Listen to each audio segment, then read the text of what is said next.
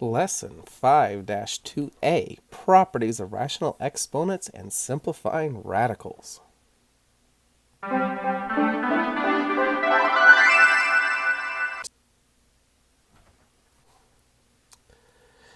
So we can use properties of rational. Rational means fraction. So exponents that are fractions, but they follow the same properties of exponents, such as if you multiply with the same base, you add the exponents. Or if you're multiplying two things in parentheses, you can distribute the exponent. Or it also goes both ways. If the exponents are the same, you could actually multiply the two bases. Or if you have exponent, parenthesis exponent, multiply the exponents. If you divide with the same base, base stays the same, and you subtract the exponents. Or if you divide in parentheses, you can distribute the exponent. And lastly, a negative exponent means you reciprocal the base. So the base, instead of being x, becomes 1 over x.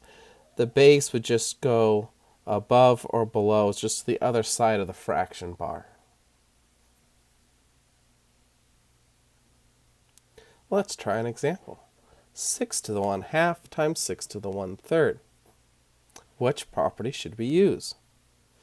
That's right, we're multiplying with the same base, so the base stays the same, and we add the exponents. So now we have to add 1/2 and 1/3. How do we add fractions? That's right, we need a common denominator. In this case, it would be 6. So multiply the first one by 3 and the second one by 2.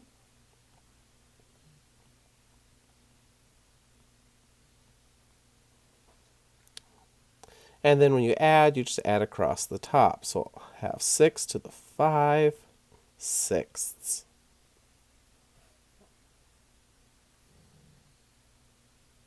Let's try another. Which property now? That's right, we have parentheses, so we could distribute the exponent. So we'd have 27 to the 3rd squared times 6 to the 1/4 squared.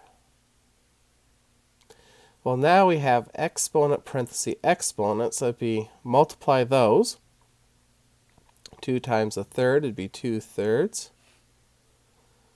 And 2 times a fourth would be 2/4, or 1/2. And then often we'd say we're done, but wait. This 3 at the bottom means it's a cube root, and we know the cube root of 27. For the 6, that means it's a square root, but I don't know the square root of 6, so I'm just going to leave it as 6 to the 1/2, because that's the way they gave it to us in the problem, as exponents. So the cube root of 27 is 3, and it was squared. 3 squared is 9. And that's as far as we can go. We cannot multiply the 9 and the 6 because the 6 has an exponent and the 9 does not.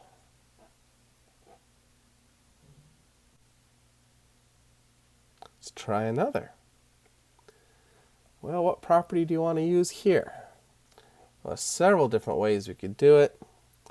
But what if, since we're multiplying in parentheses, maybe we could just distribute the exponent. So I'd have 4 cubed to the negative 1/3. And I'd have w cubed to the negative 1/3. So now I have exponent, parenthesis, exponent, so I multiply those. 3 times the negative third is negative 1. And for the w, 3 times the negative third is negative 1. And then the negative exponent means I reciprocal the base. So instead of 4, I have 1 over 4 to the first. And for the w, I have 1 over w to the first course, we usually don't write exponents that are the first. So 1 over 4w. Let's try another. Which property is this one? That's right, we're dividing with the same base, so we should subtract the exponents. Oh, but wait, what's the exponent on the top? Oh, it's 1. So it's 1 minus 3/4.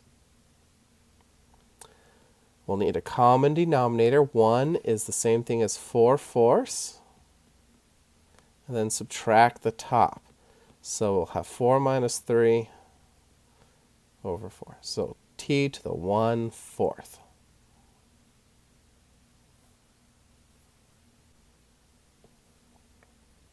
So now let's talk about how do we simplify radicals. How do you take a fourth root of something? Well, you start by removing any perfect roots, and then you have to rationalize the denominators. Rationalizing the denominators means there are no roots in the denominator at the end. Here's the idea. Fourth root of 64 is not a perfect. So we're going to make a factored tree. So 64 is 8 times 8. 8 is 2 times 4. And 4 is 2 times 2. So at the bottom of the tree, I actually have 1, 2, 3, 4, 5, 6 2's.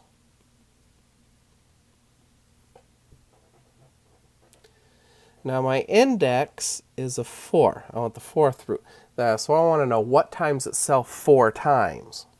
So that means I need groups of 4. So here are 4 2's. That can be taken out. And whatever was left stays in. 2 times 2 is 4. As far as we're going for today. Technically, we can take that one further. I'll make it 2 squared root of 2. That's for another time. Let's try another. All right, let's factor out 625. So that's 25 times 25, I think. And 25 is 5 times 5. So this looks like we've got 4 5's. That's the 625. And then x to the 5th means I have 5 x's. All right, my index, though, is 3. So I need groups of 3. Each group can come out, so I have a group of 5's and I have a group of x's. Everything else stays in, so I have 5 and x squared, because I have a 5 and 2 of the x's.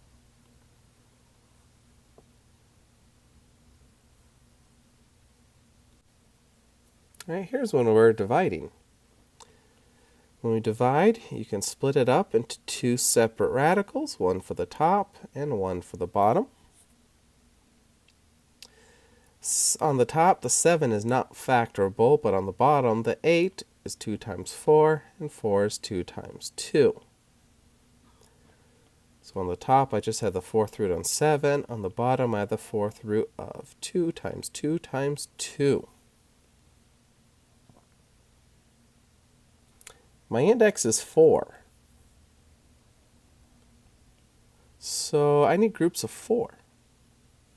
I don't have any groups of 4, so we're done, right? No, because we have to have no radicals in the denominator, so I have to fix that somehow. So I need another 2 in the denominator. So what I can do is I can multiply the top and bottom by a fourth root of another 2. That way I have 1, 2, 3, 4 2's in the bottom. On the top, I can multiply the 7 and the 2 together because they have the same index. And on the bottom, I now have a group of 4 2's, so it comes out. And that's my answer. I cannot reduce the 14 and the 2 because the 14's in a radical and the 2 is not. Let's try another one.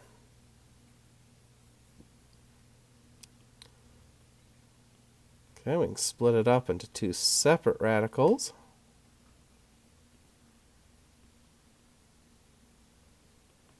So on the top, I've got, 5x's.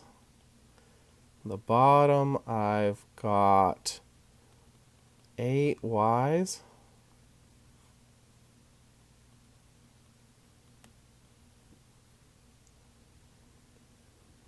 So on the top, the index is 5, so I have a group of 5x's. Great, it can come out. The bottom, I have a group of 5y's. Great, it can come out. But then I have 3 left over.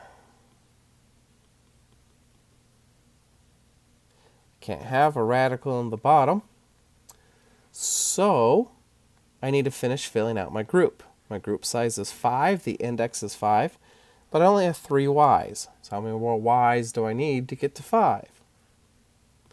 2 more, so I'm going to multiply by the 5th root of y times y. That'll give me 5 y's in the bottom.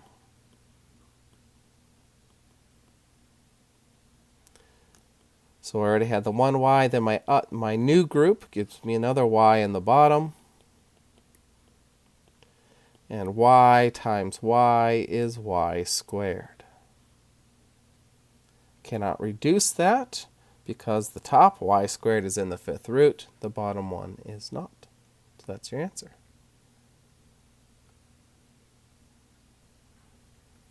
All right, here's a different type where I have a square root in the bottom added or subtracted with something else. This is kind of like what we did with imaginary numbers. We're going to multiply by the conjugate. So the conjugate of square root of 7 minus 2 would be the square root of 7 plus 2. It's the same thing with the opposite sign. You have to do it to top and bottom. On the top, it's just multiplied by 1. On the bottom, we have to distribute. Square root of 7 times square root of 7 is 7. Plus 2 square root of 7 minus 2 square root of 7 minus 4.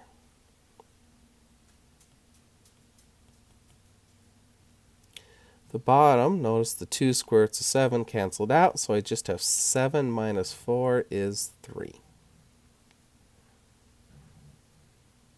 Why don't you try the next one?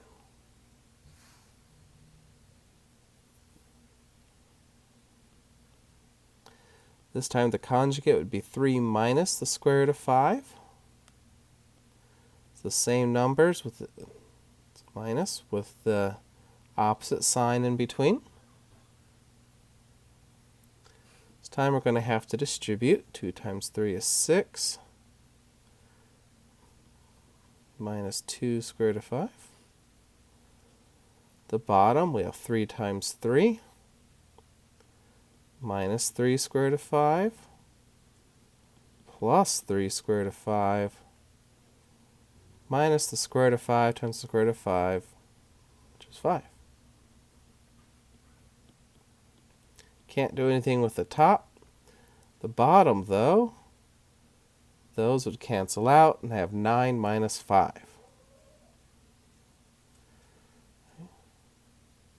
Notice they're all even, so we can reduce by 2. So we'll reduce everything by 2. 6 reduced by 2 is 3. 2 reduced by 2 is 1, square root of 5. And 4 reduced by 2 is 2. So you can reduce as long as it's things that are not in the radicals, and you can reduce everything by the same amount.